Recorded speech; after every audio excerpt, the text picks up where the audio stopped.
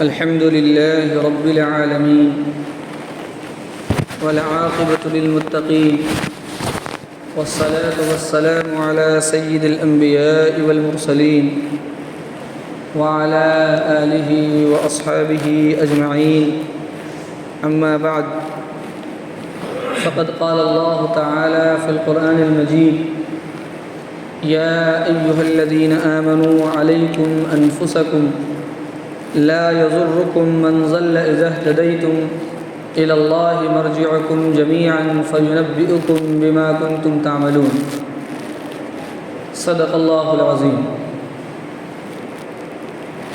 محترم بزرگوں اور دینی بھائیوں، پچھلے جمعہ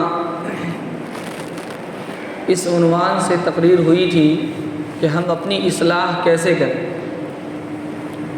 اصلاح کے کیا طریقے ہیں، کس طرح سے ہماری اصلاح ہو سکے، اس سلسلے میں گفتگو کی گئی تھی۔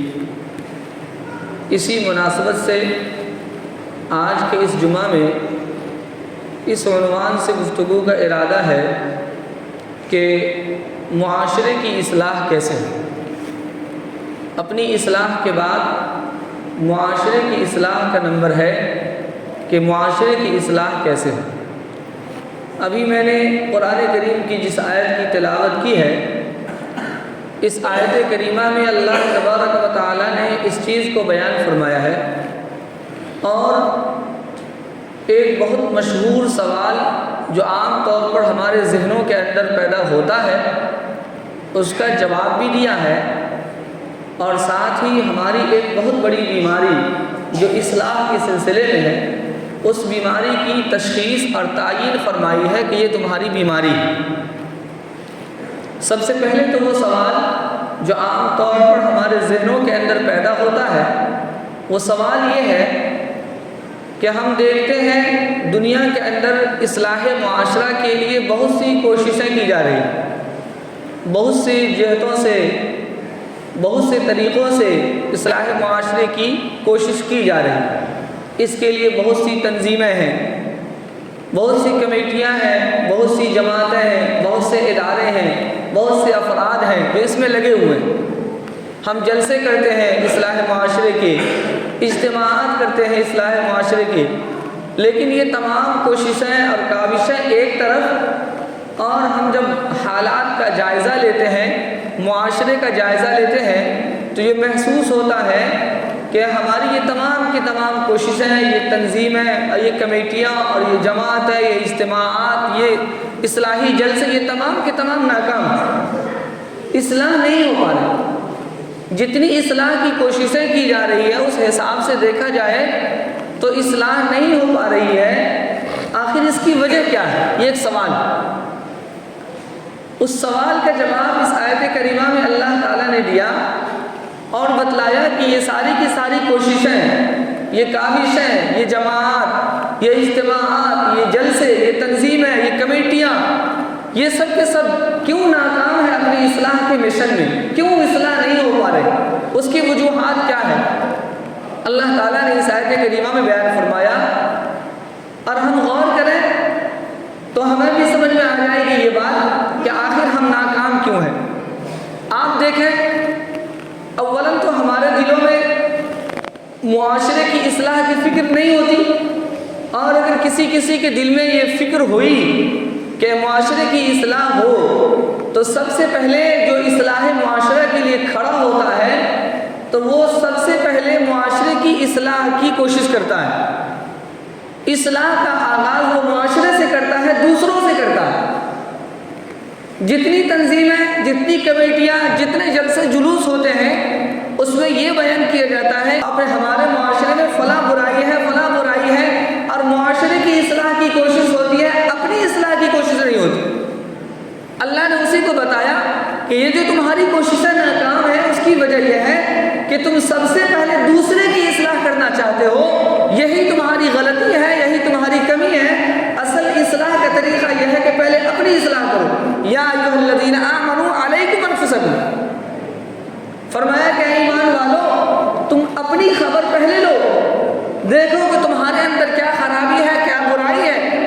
جب تم اپنی اصلاح کرو گے اور پھر اس کے بعد دوسرے کی اصلاح کرو گے تو تمہاری اصلاح کی کوششیں کامیاب ہو جائیں گی، تم کامیاب ہو جاؤ گے۔ لیکن ہوتا یہ ہے کہ جتنی تنظیمیں کھڑی ہوتی ہیں، جو افراد کھڑے ہوتے ہیں اصلاح کے کام کے لیے، وہ اصلاح کا آغاز دوسروں سے کرتے ہیں۔ اللہ تعالیٰ نے کہا نہیں، یہ تمہاری بیماری، یہی بیماری ہے جس کی وجہ سے یہ اصلاح کا کام صحیح طریقے سے نہیں ہو پاتا، تم اپنے مشن میں کامیاب نہیں ہو پا رہے۔ یا ایھا الذین آمنوا علیکم انفسکم، اے ایمان والو پہلے اپنی خبر لو کہ تم کس حالت میں ہو، کس پوزیشن میں ہو، تمہارے حالات کیسے ہیں، تمہارے اعمال کیسے ہیں۔ لا یضرکم من ضل اذا اہتدیتم، اگر تم ہدایت پر رہے تو لوگ گمراہ ہیں، اس سے تمہیں کوئی فرق نہیں پڑنے والا۔ الی اللہ مرجعکم جمیعا، تم تمام کے تمام اللہ کی طرف لوٹو گے۔ فینبئکم، پھر تمہارا رب تم کو بتائے گا بما کنتم تعملون، کہ تم دنیا میں کیا کرتے تھے۔ تو بہرحال یہ جو ایک سوال ہے، اس سوال کا جواب اللہ تعالیٰ نے دیا۔ ہم سیرت کو پڑھتے ہیں، صحابہ کرام کے حالات کو پڑھتے ہیں تو ہمیں اندازہ ہوتا ہے کہ صحابہ کرام اپنی فکر پہلے کرتے تھے، دوسرے کی فکر بعد میں کرتے تھے۔ ہمارا طرز یہی ہے کہ ہم دوسرے کی فکر پہلے کرتے، اپنی فکر بعد میں کرتے، اس لیے ہمیں ناکامی مل رہی۔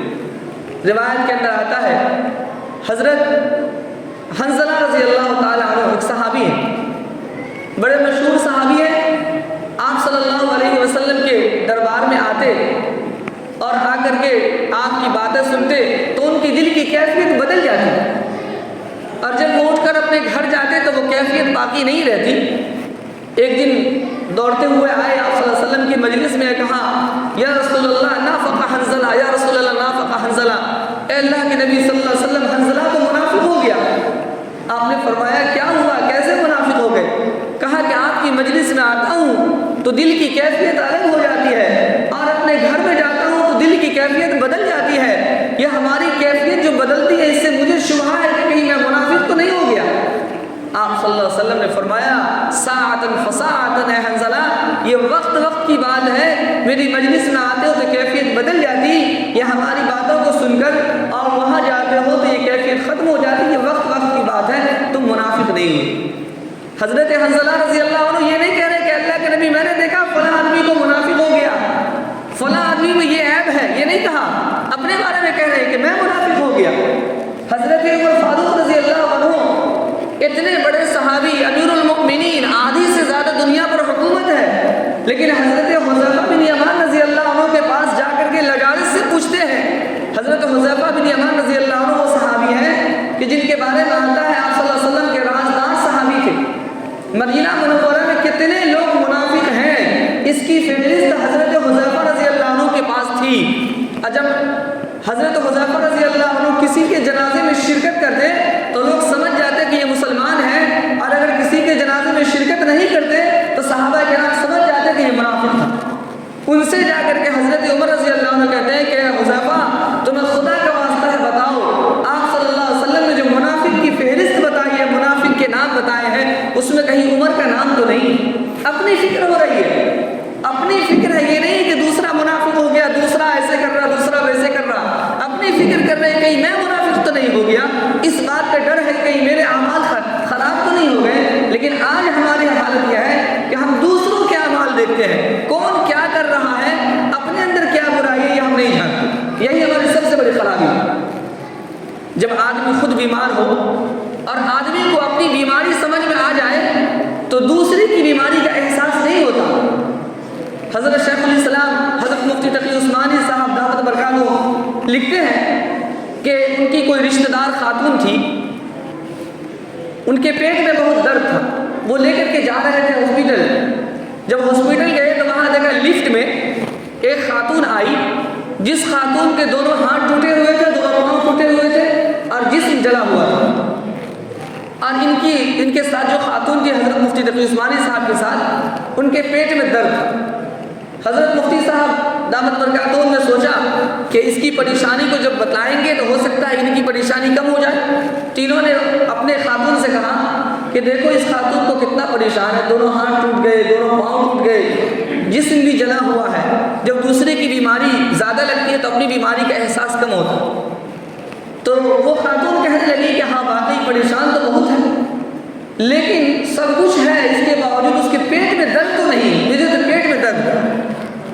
یہ اپنی بیماری کا جب احساس ہو جائے نا تو دوسرے کی بڑی سے بڑی بیماری کا اندازہ نہیں ہوتا۔ آدمی سمجھتا ہے کوئی بیماری نہیں، ہاں ہماری بیماری بہت بڑی بیماری ہے، اور ہماری بیماری یہی ہے کہ ہم اپنے عیب کو عیب ہی نہیں سمجھتے، دوسرے کے عیب کو عیب سمجھتے ہیں، اس لیے ساری دنیا میں ہمیں عیب نظر آتا ہے اور اپنے اندر کوئی عیب ہی نظر نہیں آتا۔ اپنے اس ملک کے بادشاہ، آخری بادشاہ بہادر شاہ ظفر نے کہا تھا، نہ تھی حال کی جب ہمیں اپنی خبر، نہ تھی حال کی جب ہمیں اپنی خبر، تو رہے دیکھتے اوروں کے عیب و ہنر، تو رہے دیکھتے اوروں کے عیب و ہنر، پڑی جب اپنی عیبوں پر نظر تو نگاہوں میں کوئی برا نہ رہا۔ یہ بالکل حقیقت ہے کہ جب انسان اپنے عیب پر نظر ڈالتا ہے تو دوسری کے عیب نظر نہیں آتے، لیکن جس انسان کو اپنے اندر عیب ہی نظر نہ آئے تو ساری دنیا میں اسے عیب نظر آئے۔ تو اس آیت کریمہ میں اللہ تعالیٰ نے بتلایا کہ لوگوں پہلے اپنی فکر کرو۔ جب انسان اپنے عیب کو دیکھے گا، اپنی فکر کرے گا، تو انشاءاللہ پھر اس کے بعد جو آگے کی کوشش ہوگی وہ کامیاب کوشش ہوگی اور اس میں کامیابی ملے گی۔ آپ صلی اللہ علیہ وسلم کی سیرت کو دیکھیے، پوری دنیا کے اندر جو انقلاب آیا، صرف 23 سال کی مدت میں پوری دنیا میں جو انقلاب برپا کر دیا آپ صلی اللہ علیہ وسلم نے، اس کی بڑی وجہ یہ تھی کہ آپ صلی اللہ علیہ وسلم جس چیز کا حکم دیتے اس چیز کو پہلے سے بہت زیادہ کیا کرتے تھے۔ آپ غور کر لیں، ہمیں نماز کا حکم دیا 5 وقت، 5 وقت کی نماز کے ہم پابند ہیں، 5 وقت کی نماز پڑھنے کا حکم دیا، لیکن ہمارے نبی صلی اللہ علیہ وسلم 8 وقت کی نماز پابندی کے ساتھ پڑھتے تھے۔ ہمیں 5 وقت کا حکم دیا، لیکن آپ پوری زندگی 8 وقت کی نماز پابندی سے پڑھتے تھے۔ 5 وقت تو یہی، اس کے علاوہ اشراق پڑھتے تھے، چاش پڑھتے تھے، تہجد پڑھتے تھے، یہ 8 وقت کی نماز پوری زندگی پڑھتے تھے۔ اور کبھی کوئی معاملہ پیش آیا، کوئی طوفان آ گیا، آندھی آ گئی، تب بھی آپ نماز کے لیے چلے جاتے تھے، اس کے علاوہ الگ نماز الگ ہوتی، لیکن یہ 8 وقت کی نماز پابندی سے پڑھتے تھے اور 5 وقت کا حکم دیتے تھے۔ آج ہم 2 وقت کی نہیں پڑھتے، دوسروں کو 5 وقت کی کہتے ہیں، کہاں سے آدمی آئے گا؟ ہماری حالت یہ ہے کہ 2 دن مسجد میں آئے، اس کے بعد چلے گئے تو غائب ہیں، تو غائب ہیں، اور اس کے بعد دوسرے سے کہہ رہے ہیں تو کہاں سے آئیں گے؟ وہ تو سینہ منہ پر کہہ دیتا ہے کہ ہم تو نماز پڑھتے ہیں، دوسروں کو کیا کہتے ہیں؟ تو حالت یہ ہماری، آپ صلی اللہ علیہ وسلم کی حالت یہ تھی کہ آپ 8 وقت کی نماز پڑھتے، 5 وقت کا حکم دیتے۔ روزے کو دیکھ لیجیے، ہمیں حکم دیا گیا سال میں 1 مہینہ روزہ رکھنا، لیکن آپ صلی اللہ علیہ وسلم کا معمول یہ تھا کہ 1 مہینے روزے کے علاوہ پورے سال کے جتنے مہینے ہوتے تھے، ہر مہینے میں کم سے کم 3 روزے، اس سے زیادہ بھی رکھتے تھے۔ اور آپ اس طرح سے روزہ رکھتے تھے کہ آج روزہ رکھا، افطار کا وقت ہوا تو افطار نہیں کیا، رات بھی روزہ، دن بھی روزہ، لگاتار روزہ رکھتے تھے۔ لیکن صحابہ کرام سے فرمایا کہ تم لگاتار روزے نہ رکھو، تمہارے لیے جائز نہیں ہے، مجھے اللہ کھلاتا پلاتا ہے، تمہارے اندر یہ طاقت نہیں ہے۔ آپ نے صوم وصال بھی رکھا، لگاتار روزے رکھا، بغیر افطار کے روزے رکھا، بغیر سحری کے روزے رکھا، لیکن صحابہ کرام کو حکم دیا کہ نہیں، تم سحری بھی کرو، افطار بھی کرو، اس طرح سے روزے رکھو۔ یہ آپ صلی اللہ علیہ وسلم کا معمول ہے کہ دیکھیے روزے۔ زکوٰۃ کی حالت یہ ہے کہ ہمیں حکم دیا گیا اپنے مال کا 2.5% نکالو، فرمایا اپنے مال سے 2.5%، 100 روپیہ میں 2.5 روپیہ نکالو، تمہاری زکوٰۃ ادا ہو جائے گی، مال پاک ہو جائے گا۔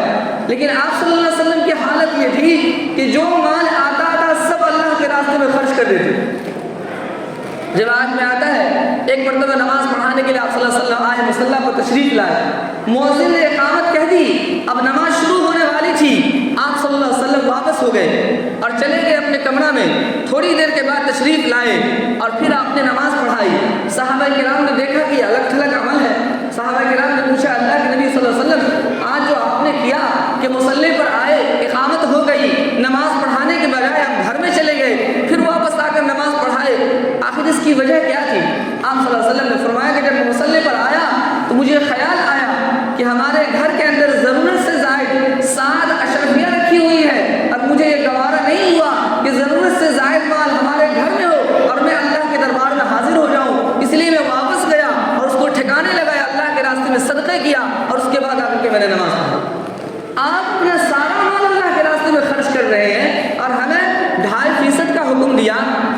علیہ وسلم کا عمل تھا۔ پہلے عمل کیا، اس کے بعد حکم دیا، اس کا فائدہ یہ ہوا کہ پوری دنیا میں انقلاب آ گیا۔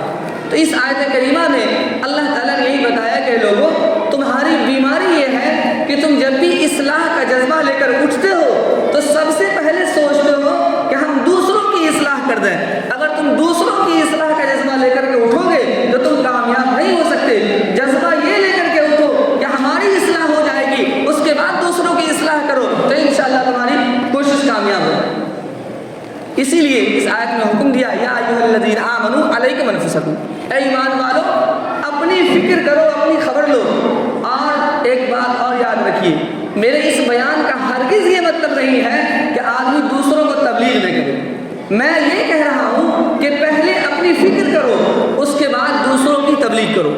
اگر آپ اپنی فکر کر لیتے ہیں اور دوسروں کی تبلیغ نہیں کرتے، دوسروں تک اللہ کی بات نہیں پہنچاتے، تو آپ کی اپنی اصلاح کی کوشش کامیاب نہیں ہو سکتی۔ اس کا ایک حصہ یہ بھی ہے، ہرگز اس بیان کا غلط مطلب نہ نکالیں۔ کبھی کبھی آدمی بولا کچھ جاتا ہے، سمجھ کچھ جاتا ہے، اس لیے میں ہرگز اس کی مخالفت نہیں کر رہا کہ کسی اور کو آپ دین کی بات نہ پہنچائیں۔ میں مخالفت کیسے کر سکتا ہوں؟ قرآن کریم میں اللہ نے فرمایا یا ایھا الذین آمنوا قوا انفسکم، اے ایمان والو اپنے آپ کو واہلیکم اور اپنے اہل و عیال کو جہنم کی آگ سے بچاؤ۔ یہ حکم بھی قرآن میں موجود ہے، لیکن حکم یہ ہے کہ قوا انفسکم، پہلے اپنے کو، پہلے اپنی فکر ہو کہ ہم ٹھیک ہو جائیں، اس کے بعد دوسری کی بھی فکر ہو۔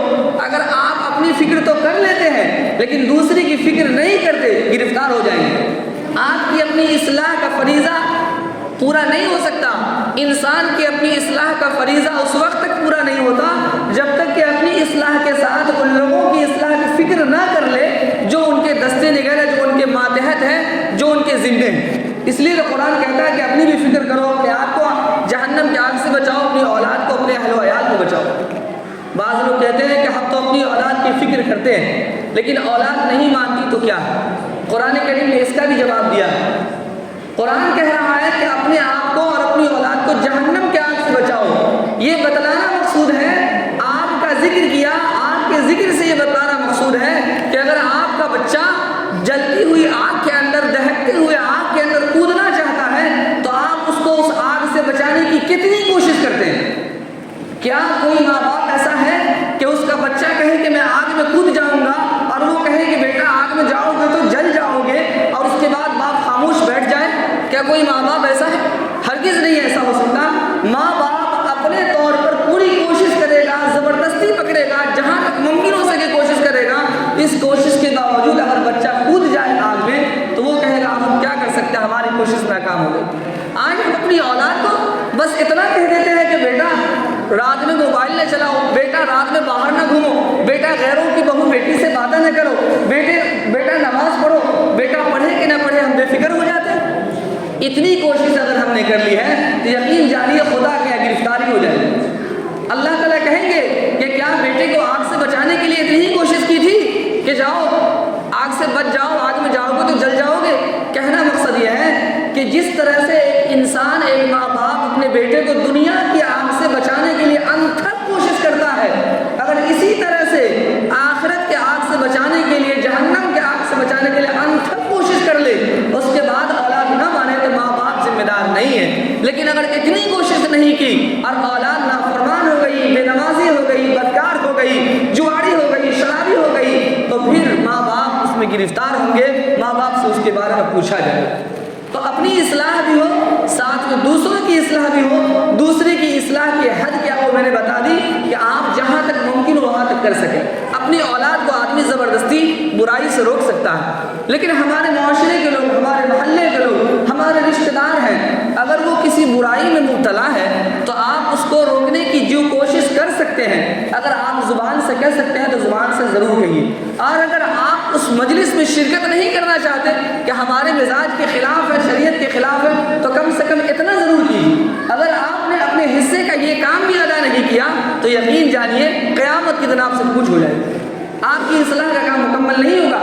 آج ہمارے گھروں کے اندر طرح طرح کی برائیاں، آپ دیکھیے شادی بیاہ کا، آج کل شادیاں زیادہ ہو رہی ہیں، اسی لیے میں شادی بیاہ کا تذکرہ بھی کر رہا ہوں۔ آپ شادی بیاہ کی دیکھیے کتنی برائیاں ہمارے معاشرے میں، کیسے کیسے خرافات ہمارے ہمارے گھر میں کیے جا رہے ہیں۔ مرد حضرات ہاتھ دھل لیتے ہیں کہ بھائی عورت کا معاملہ ہم کیا کریں۔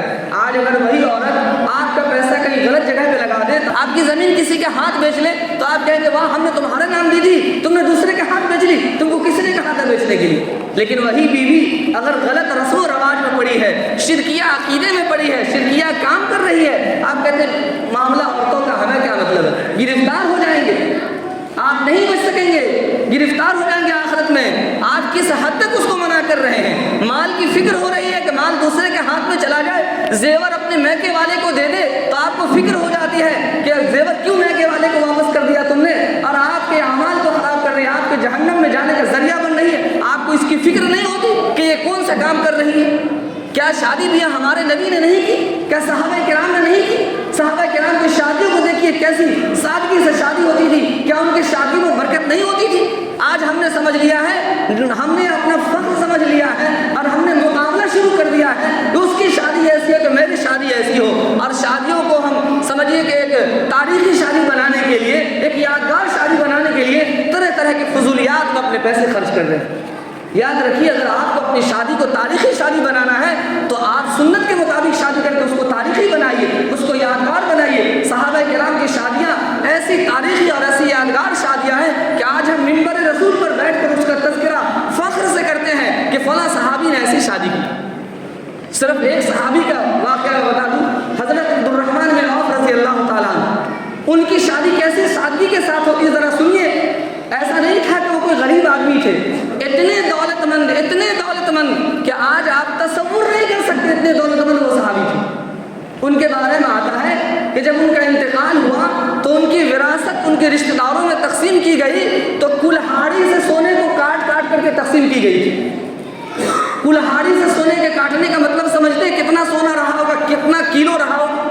کلہاڑی سے کاٹ کاٹ کر کے سونے تقسیم کیے گئے تھے جس صحابی کی، اس صحابی کے شادی کا واقعہ یہ ہے کہ آپ صلی اللہ علیہ وسلم کے دربار میں آتے ہیں، آپ نے دیکھا کہ کپڑے پر پیلا کلر کا نشان لگا ہوا، آپ نے پوچھا کہ عبد الرحمن بن عوف یہ کیا ہے، کہ کیسے لگا؟ انہوں نے کہا حضور میں نے شادی کر لی ہے۔ اس کے بعد آپ صلی اللہ علیہ وسلم نے کہا کہ ولیمہ کر لو، اور آپ نے یہ فرمایا کہ دعا دی بارک اللہ فیک ولک وجمع بینکما فی خیر، یہ آپ نے دعا دی۔ یہ اتنی سادگی کہ مدینہ منورہ میں شادی ہو رہی ہے، آپ صلی اللہ علیہ وسلم تو کو خبر نہیں ہے، یہ ایسی سادگی کے ساتھ شادی۔ ایسا نہیں تھا کہ غریب تھے اتنے مالدار کہ سونا کو کلہاڑی سے کاٹ کاٹ کر تقسیم کیا گیا، لیکن آج ہم نے سب کچھ کو اپنے انا کا مسئلہ بنا لیا کہ ہم ایسی شادی کریں گے کہ ہمارے گاؤں میں، ہمارے شہر میں، ہمارے ملک میں ایسی شادی ہو ہی نہیں۔ خدا را ان چیزوں پر دھیان دیجیے۔ اگر آپ اپنے آپ میں نمازی ہیں، اپنے آپ میں حاجی ہے، اپنے آپ میں بہت پارسا ہے، بہت نیک ہے، وہی اولاد اور وہی بیوی آپ کا گریبان پکڑے گی اور آپ سے اپنا حق وصول کرے گی۔ اس لیے یاد رکھیے اپنے معاشرے کو برائی سے بچانے کا سب سے پہلا زینہ یہ ہے خود کی اصلاح کیجیے، دوسرا زینہ یہ ہے اپنی اولاد کی، اپنے گھر والوں کی، تیسرا زینہ یہ ہے کہ ہمارے معاشرے میں جو برائیاں ہو رہی ہیں ہم جس حد تک اس کو روکنے میں کوشش کر سکتے ہیں اس حد تک کیجیے۔ اگر اس حد تک بھی نہیں کریں گے تو قیامت کے دن آپ کی گرفتاری ہو جائے گی۔ اللہ تعالی ہم سب کو کہنے سنت زیادہ عمل کی توفیق عطا فرمائے۔ وآخر دعوانا الحمدللہ رب العالمین۔